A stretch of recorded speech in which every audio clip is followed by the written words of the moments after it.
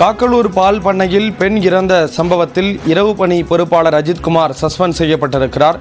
விவரங்களோடு செய்தியாளர் பார்த்தசாரதி இணைகிறார். பார்த்தசாரதி, விவரங்களை தெரியப்படுத்தலாம். நேற்று இரவு ஆவின் பால் பண்ணை, அதாவது திருவள்ளூர் அருகே உள்ள காக்கலூர் பால் பண்ணையில் இயந்திரத்தில் துப்பாக்கி முடி சிக்கி உமாராணி என்பவர் உயிரிழந்தார். பணியின் போது கவனக்குறைவாக இருந்ததாக இந்த பால் பண்ணை பெண் உயிரிழப்பில் காக்கலூர் பால் பண்ணையில் இரவு பணி பொறுப்பாளராக பால் பதப்பிரிவில் பணியாற்றிய அஜித்குமார் தற்காலிக பணி நீக்கம் செய்யப்பட்டுள்ளார். இதற்கான உத்தரவை ஆவின் மேலாண்மை இயக்குனர் மருத்துவர் வினித் IAS அவர்கள் பிறப்பித்துள்ளார்.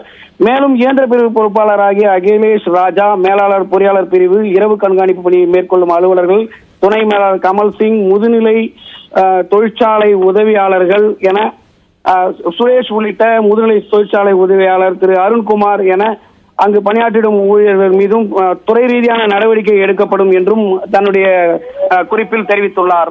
ஸ்ரீராம். விவரங்களை வழங்கியதற்கு நன்றி பார்த்தசாரதி.